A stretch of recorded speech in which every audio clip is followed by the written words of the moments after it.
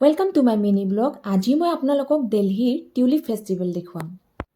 মই প্ৰথমবাৰ আহিছোঁ আৰু ইমান ধুনীয়া, চবফালে ফুল আৰু ফুল। ৰ'দৰ কাৰণে মোৰ ভিডিঅ'টো ইমান বেছি মই ভালকৈ আনিব পৰা নাই। কালাৰ্ছবোৰ অকণমান কেনেকুৱা হৈ আছে ৰ'দৰ কাৰণে। চবফালে চাওক, টিউলিপ আৰু টিউলিপ। কেনেকুৱা লাগিছে মোক জনাবচোন। আৰু তাৰপিছত মই দেখুৱাম আপোনালোকক ৰাষ্ট্ৰপতি ভৱন। এয়া হৈছে ৰাষ্ট্ৰপতি ভৱন। আজি ইমান বেছি ভিৰ, বাছে মানে ষ্টুডেণ্টছবোৰ লৈ আহিছে, চাগে শিক্ষামূলক ভ্ৰমণ তেনেকৈ যে আনে তেনেকুৱা হ'ব পাৰে। বহুত বেছি ভিৰ, এয়া দেখিছেনে কিমান ভিৰ।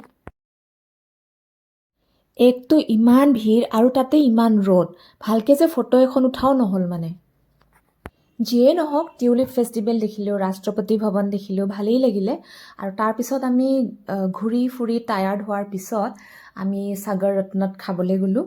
সাগৰ ৰত্নত গৈ আমি চাহ খালোঁ আৰু ডোচা স্পেচিয়েল বোলে সাগৰ ৰত্নৰ। সাগৰ ৰত্নৰ ডোচা খালোঁ। আপোনালোকে ভাল পায়নে জনাবচোন। আজিৰ ভিডিঅ'টো ইমানেই। Thank you so' much.